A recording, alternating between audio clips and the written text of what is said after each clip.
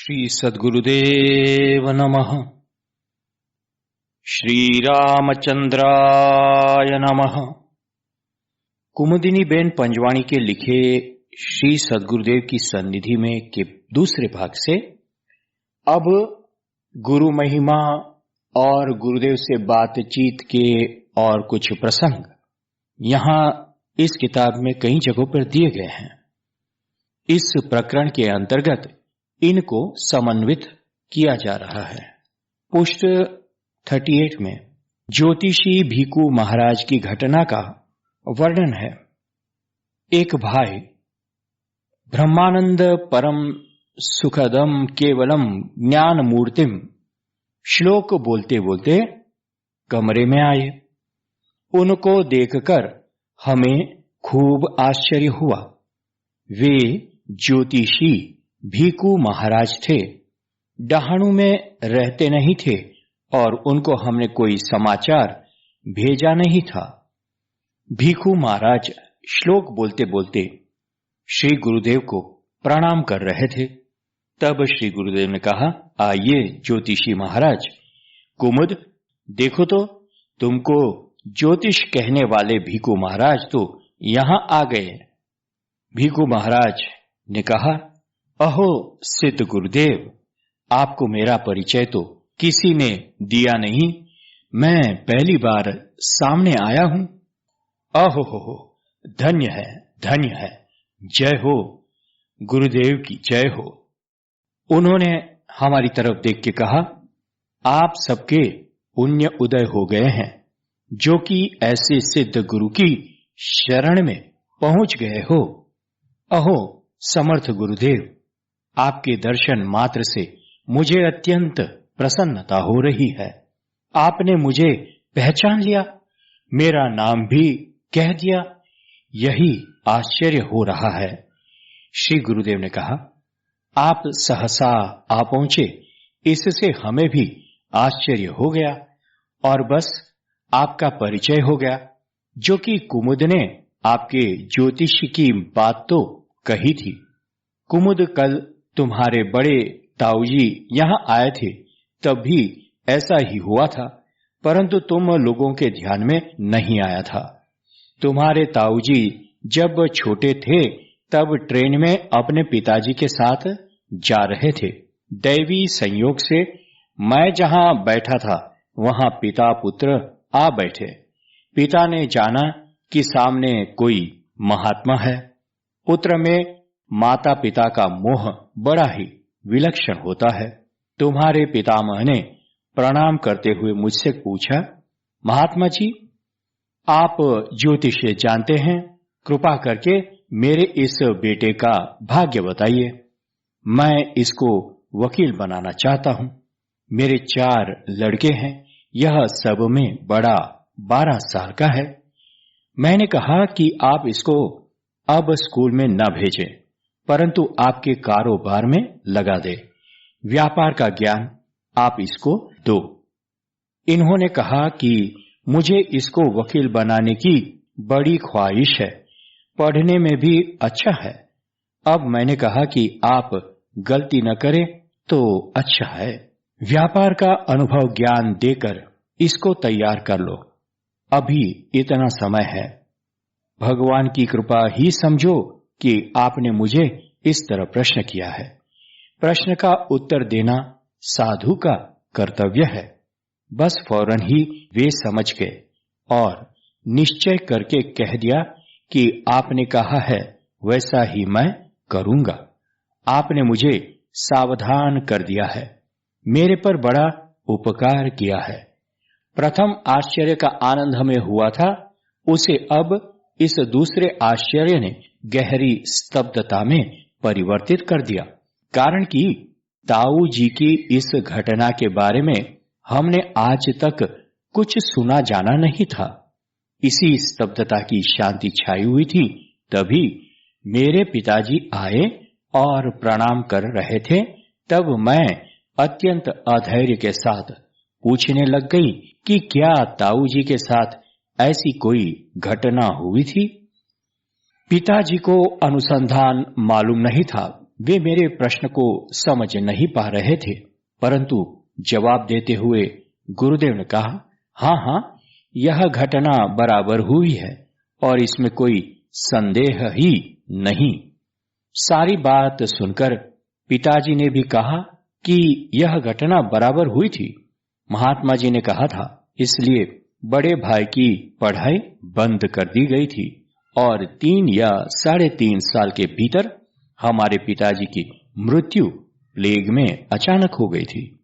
श्री गुरुदेव ने कहा, आप लोगों को इतना आश्चर्य लग रहा है, यही आश्चर्य। इसमें आश्चर्य जैसी कोई बात नहीं है, परंतु सोचना समझना चाहिए और दृढ़ संकल्प कर डालना चाहिए। यह जो कुछ भी है सिर्फ राम राम का परिणाम व प्रभाव है। भगवान नाम को मामूली कभी मत समझो। सोई सर्वज्ञ तज्ञ सोई पंडित, सोई गुणज्ञ विज्ञान अखंडित, दक्ष सकल लक्षण युत सोई, जाके पद सरोज रति होई। कबीर राम न छाड़िए, तन धन जाऊ तो जाऊ, चरण कमल चित्त बेधिया, राम ही नाम समाऊ। सारा सुख, सारा आनंद, सारा बल, बुद्धि, ऐश्वर्य व सम्यक तृप्ति भगवान से ही मिलते हैं। भगवत शरणागत होना ही चाहिए। राम विमुख सिद्धि सपनेहु नाही। आगे पुष्ट 50 में जगत का नहीं परंतु जगदीश का ख्याल रखना, इस पर गुरुदेव कहते हैं तब कि जब कुमुदिनी ने उनसे पूछा, आपने कहा था कि 1-2 बार कह देता हूं, बार बार कहता नहीं हूं, ऐसा क्यों? क्या आपको ऐसा लगता है कि 1-2 बार कह दिया लेकिन मानते नहीं है, तो फिर बार बार क्यों कहना? श्री गुरुदेव ने कहा, कुमु, जो कि तूने वैसा कुछ कहा नहीं है, परंतु जो कुछ कहा है उसका आशय यह भी हो सकता है कि मैं अपमानित हुआ हूं, ऐसा समझकर मैं फिर नहीं कहता हूं।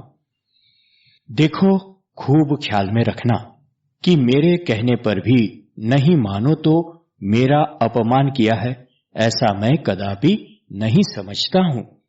तुमने भी ऐसा कहा नहीं है, परंतु एक आशय यह भी निकल सकता है। अपमान मान का दुख या हर्ष मुझे नहीं होता है, फिर भी मैं बार बार नहीं कहता हूं, यह हकीकत है। कारण कि निर्माण को कार्य करने देने में रुकावट डालने पर भी मर्यादा होती है, सो उसी के अनुकूल रहता हूं। इसमें जब कभी अकल्याण होता हुआ देखता हूं, तब व्यथित भी जरूर होता हूं और भगवान रक्षा करे, कल्याण करे, इस भावना के साथ उसका विचार संकल्प समाप्त हो जाता है। अनायास ही तुम पूछोगी कि ऐसा क्यों? कारण सहज अरुचि, सहज उदासीनता, सहज तटस्थता, निर्लेपता, जो कहो सो। यह किस प्रकार होती है? देखो, यह बात उदाहरण देकर समझाता हूं। कोई व्यक्ति श्रीमंत या सर्वोच्च सत्ता पर है, परंतु हमें कोई रुचि या वृत्ति नहीं उठती कि उनके पास जावे और उनका संपर्क करे या लाभ उठावे।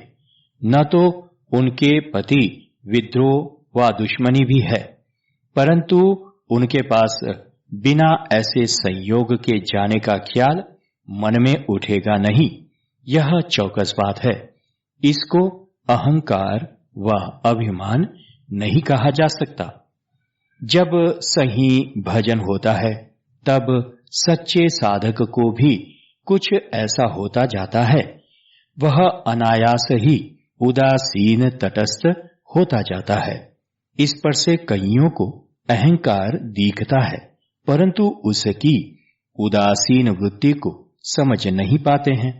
अगर ठीक से सोचा जाए तो समझ में आ जाए ऐसी बात है। कभी संयोग अनुसार मिलने पर वह बिल्कुल सरलता से बोलता है, खाता है, सोता है, सब कुछ ठीक ठीक करता है। इसको न समझते हुए तब इसमें भी कईयों को कुछ न कुछ उल्टा समझ में आता है और उल्टा दिखता है। साधक को इसका कुछ ध्यान नहीं रहता है। अपने आप ऐसा अंतरंग साधन होता जाता है, इसलिए उसको दुनिया का प्रतिभाव जानने में भी नहीं आता है।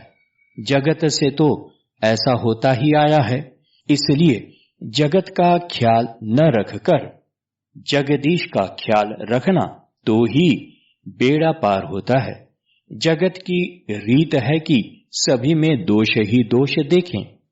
सरल सो शठ कहे, वक्ता सो डीठ कहे, विनय करे तासों कहे, धन के अधीन है। क्षमी सो निबल कहें, दमी सो अद्दति कहें, मधुर बचन कहें तासो कहें दीन है।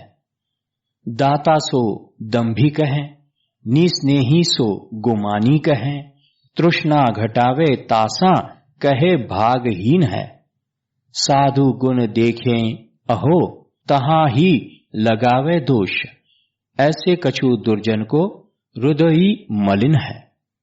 निर्दोष रुचिहीनता व उदासीनता ऐसी होती है कि हमारी तरफ से जो करना उचित था, आवश्यक था, सो बराबर कर लिया जाता है।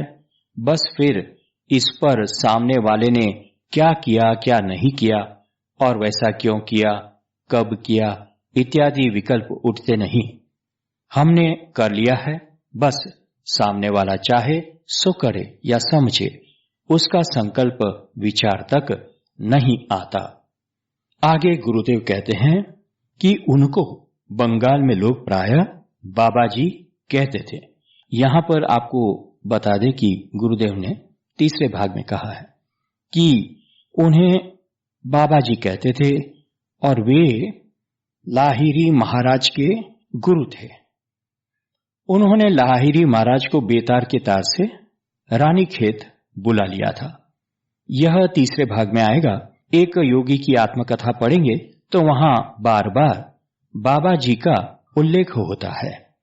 तो गुरुदेव कहते हैं बंगाल में लोग प्रायः बाबा जी कहते थे। श्री गुरुदेव ने कहा, कुमुद तुमको कुछ पूछना हो तो पूछ लेना।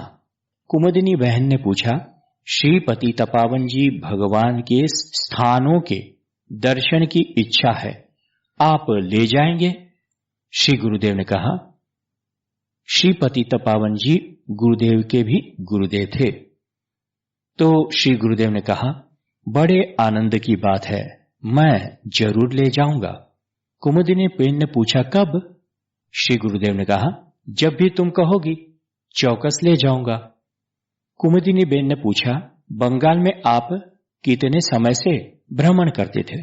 देखो तो कुमु, तू इतिहास पढ़ी है, मैं तो पढ़ा नहीं हूं। समय, साल या संवत किस प्रकार बताऊं, इतना याद नहीं है। कुमुदिनी बेन ने पूछा, आप जिस प्रकार भी कह पावे कुछ तो कहिए भगवान। श्री गुरुदेव जी ने कहा, अच्छा तो जैसा भी कह पाऊं, तुझे जानकर क्या है। खैर देखो, बंगाल में मैं बहुत रहा हूं, भ्रमण भी करता रहता था। द्वारिका, बद्रीनाथ, रामेश्वरम, चित्रकूट, अयोध्या जी इत्यादि स्थानों में भ्रमण भी बहुत किया है। तब साथ में जमात रहती थी। जमात में विरक्त व गृहस्थाश्रमी भक्त समुदाय रहता था। कुमुदिनी बेन ने पूछा, तब हम में से भी कोई कोई तो उस समुदाय में रहा होगा या नहीं? श्री गुरुदेव ने कहा, हाँ हाँ बराबर रहे हैं, और उन्हीं के पीछे पीछे तो मैं इस तरह आ गया हूं। अब यहां देखो कि गुरुदेव कहते हैं कि वे उनके कई शिष्यों के पीछे पीछे जहां पर भी उनके पुनर्जन्म होते थे, वहां वहां वे पहुंचे ही जाते थे। तो गुरुदेव कहते हैं, हाँ हाँ बराबर रहे हैं, और उन्हीं के पीछे पीछे मैं तो इस तरह आ गया हूं। कुमुदिनी बेन ने पूछा, आप कब से कितने साल से वहां बंगाल में भ्रमण करते हैं। श्री गुरुदेव ने कहा, देखो, सन 57 का विद्रोह हुआ था ना, उससे भी बहुत पहले बंगाल में भ्रमण करता था। मैं ऐसा कह सकता हूं कि सन 1800 का प्रारंभ भी तब नहीं हुआ था। कुमुदिनी बेन ने पूछा, तो अब आप बंगाल में भ्रमण नहीं करते हैं? श्री गुरुदेव ने कहा, जी नहीं, जाता हूं, परंतु पहले जैसा वहां घूमता नहीं हूं। कुमुदिनी बेन ने पूछा, बंगाल में भी आपका यही नाम रहा होगा ना? श्री गुरुदेव ने कहा, बंगाल में लोग प्रायः बाबा जी कहते थे। कोई कोई समुदाय महाप्रभु जी, महाअवतार भी कहता था। कुमुदिनी बेन ने पूछा, कब से बंगाल छोड़ दिया? क्यों छोड़ दिया? वहां अब कभी नहीं पधारोगे? तो वहां के भक्तों के साथ आप इतनी कठोरता कर रहे हैं? श्री गुरुदेव ने कहा, ऐसे आप कैसे हो? क्यों कुमु? श्री गुरुदेव ने कहा, ऐसे आप कैसे हो? क्यों कुमु? प्रश्नावली में यही आखिरी प्रश्न फिट बैठता है ना। तुम्हारे प्रश्नों का पूर्ण विराम मैंने ही लगा दिया। सुनो कुमुदिनी, भक्तों के साथ कठोरता नहीं की है, न कभी कर सकूंगा। साधु वही है जो भूत मात्र के ऊपर प्रेम दया बरसाता है, जो काम क्रोध आदि से कदापि विचलित नहीं हो जाता, जो मन वचन कर्म से प्राणी व भूत मात्र के प्रति पाप नहीं करता। पाप माने पीड़ा पहुंचाना, पुण्य माने सुख पहुंचाना। इसलिए साधु वही है जो अपरिचित पराये के भी हित व सुख शांति के लिए अपना प्राण तक दे देता है। साधु को परिचित तो कोई होता नहीं, फिर भी अपरिचितों को उनके प्रति इतना प्रेम क्यों हो जाता है? कारण कि साधु सदैव निस्पृह रहता है और निस्वार्थ प्रेम देता है। तभी तो अपरिचित जन साधु की तरफ कुछ आगे बढ़ता है। इसलिए साधु को कठोर नहीं कहना चाहिए। साधु कठोर कदापि होता ही नहीं। उसकी तो एक ही भावना रहती है और वह है परहित भावना। हित को साध्य करा देने वाली प्रक्रिया को कठोर नहीं कही जा सकती। बंगाल को छोड़ा नहीं है, अपितु उसी के पीछे पीछे व साथ साथ भी हूं। किसी को छोड़ नहीं सकता, छोड़कर जाऊंगा भी कहां? बंगाल का संपर्क वैसे तो है ही, अब होने वाला भी है, परंतु उस समय में और वर्तमान में काफी अंतर रहेगा। कैसे कैसे दिन निकल गए हैं, क्या और कितना बताऊं? साधन करोगी तो सारा पता पड़ जाएगा। कुमुदिनी बेन ने पूछा, आपने बंगाल कब से छोड़ा है? बस इस एक प्रश्न का जवाब मैं चाहती हूं, आप कृपा करें।